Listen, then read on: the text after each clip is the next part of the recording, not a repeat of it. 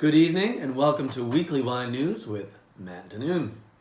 In Old World News, Italy has voiced its fears for what Brexit could mean for the country's wine industry at a conference aimed at keeping the trade dialogue open between Italy and the UK and limiting changes after the European Union divorce.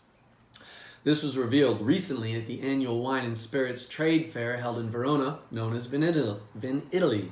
Exports of wine in 2017 exceeded 815 million euros, with an increase of more than 51% between 2012 and 2017. Earlier this month, a study by the European Association of Wine Industries revealed that Brexit will hit the Italian wine industry by 52 million euros every year. In New World News, the US is no longer the top market for Australian wine. According to a report released recently by Wine Australia, the government agency that promotes and regulates the country's wine industry, Australian wine exports to China are up 51% to $807 million, an Australian record for exports to a single country, while exports to the US have plunged by 7% to $341 million. Australia is also expected to pick up ground in China at its expense of its competitor, California, after China imposed an extra 15% tariff on U.S. wine imports in retaliation of President Trump's restrictions on Chinese steel shipments. Other factors influencing the widening gap between Chinese and U.S. markets are the increase in Chinese ownership in Australian wineries and the fact that Australia fared better than the historically low yields of the 2017 vintage in the Northern Hemisphere. Spring frosts have already caused chills in Texas vineyards. After a typically chilly winter, March rains and mild temperatures resulted in uniform bud break across northern Texas in late March. The situation changed when a storm called a northerner made its way south in early April. Temperatures quickly dropped from the 80s down to the mid-30s, which lasted overnight and into the morning hours. Many of the areas affected are in a drought condition, and those that irrigated during the low temperatures fared much better. In Canada, 7 leading British Columbian wineries, 50th Parallel Estate Winery, Culmina Family Estate Winery, Haywire Wines, Liquidity Wines, Painted Rock Estate Winery, and Poplar Grove Winery, summing it up with Summerhill Pyramid Winery, have formed a partnership called the Okanagan Wine Initiative.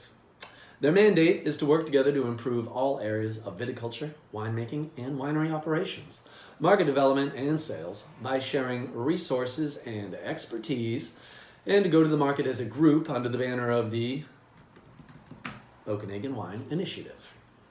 A collection of member wines will be selected annually to benchmark the region's style and diversity at national and international events in tastings. It was announced by the chairman of the Concours Mondial de Bruxelles, hereon known as CBM, that China would host the next CBM event for 2 consecutive years. In 2016 and 2017, China entered the highest number of samples in the 35 to 50 euro price range in the Concours Mondial, outnumbering entries by Spain, 22, France, 14, and Italy, 12. In 2017, Chinese entries topped the list in the 50 to 70 euro price category, together with Spain, and were the undisputed leaders with 11 entries in the 70 euro plus category.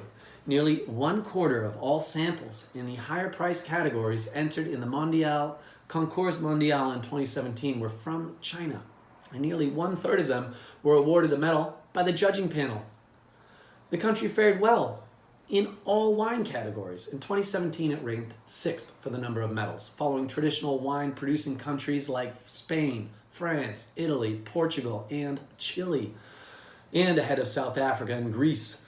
The number of grand gold medals awarded to China wines increased 3 times from 2016 to 2017. Last year, for the first time, a Chinese winery was included in the prestigious CBM list of revelations. This leads us closer to the belief that all our children will drink top quality Chinese wines when they come of age. Earlier this year, the Canadian Food Inspection Agency, the CFIA, announced that in light of the consultations request, effective March 12, 2018, the CFIA has replaced the current voluntary country of origin statement for wines blended in Canada with a new statement in an effort to minimize consumer confusion. Previously, wines blended in Canada used the cellared in Canada statement. From now on, they will be labeled as such. For primarily imported wines, it will be labeled as International Blend from imported and domestic wines. For primarily domestic wines, it will be labeled as International Blend from domestic and imported wines. This is an enormous step in the right direction for consumer transparency. When bulk wine is being shipped and bottled outside its country of origin on such a large scale, government policies like this one allow the consumer to see behind the curtain and what can be a very misleading label practice. The new California Certified Sustainable logo was just approved for use on 2017 vintage wines by the California Sustainable Wine Growing Alliance, a joint effort by the Wine Institute, a state association, and the California Association of Wine Grape Growers. We should begin to see it soon on new white wines and rosés from 2017, and later on red wines as they are released in a year or two. To be California Certified Sustainable, a winery must adhere to 58 individual requirements in the vineyard and another 37 in the winery. More than just avoiding pesticides and herbicides, it's about energy and water conservation, pest management, wildlife habitat protection, and monitoring of greenhouse gas emissions, among other criteria. Results are audited by a third-party accreditor. As of November 2017, 127 wineries producing 74% of California's wines were certified as sustainable under the program, as are 1,099 vineyards farming 134,000 acres, nearly a quarter of California's vineyard land. To carry the logo, at least 85% of wine must come from a certified sustainable vineyard. In other industry news, extreme weather across many wine regions in 2017 may be more than a blip.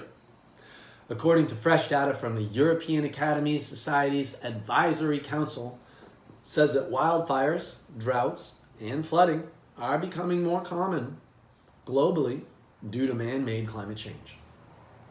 Overall, weather has become more volatile and more extreme in the past 36 years.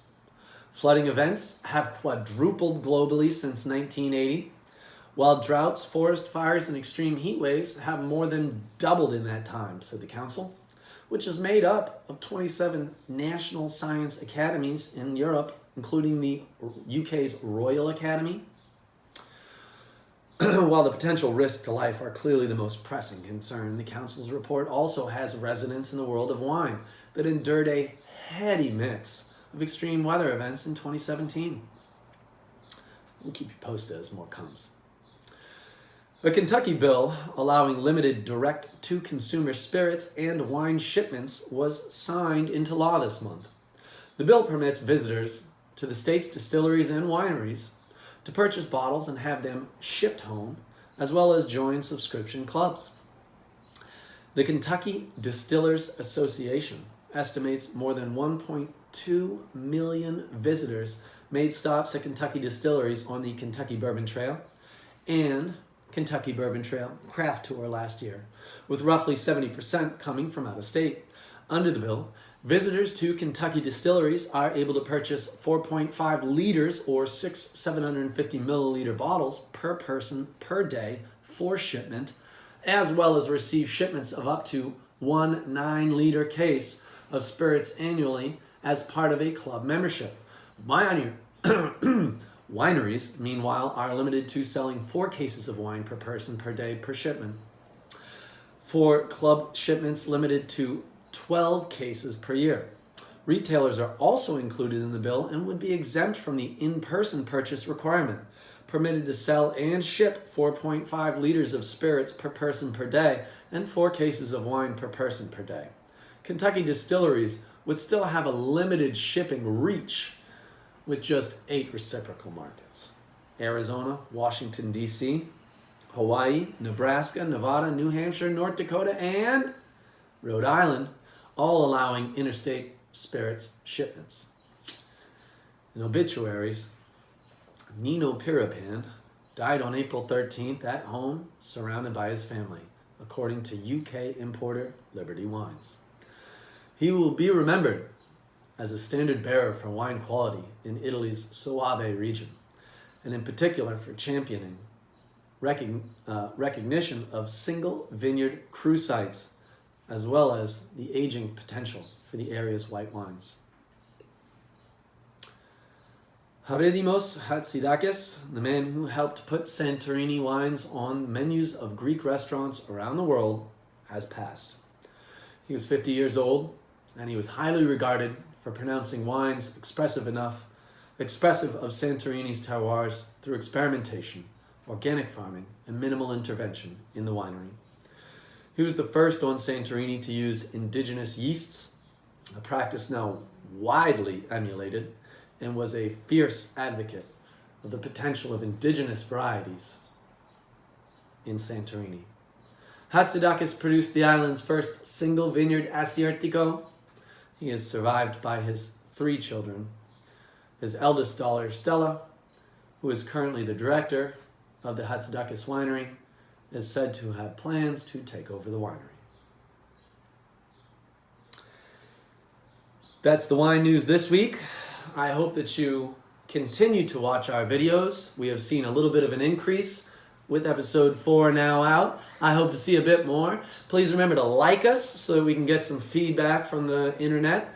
And please, we need some more comments, all right? I need to know what you want to hear from us, because the wine that we read and bring to you is what we think is important, but we think you're more important than what we think is important. Get? So, until next week, I cheers to you and all of our followers to more and more wine news.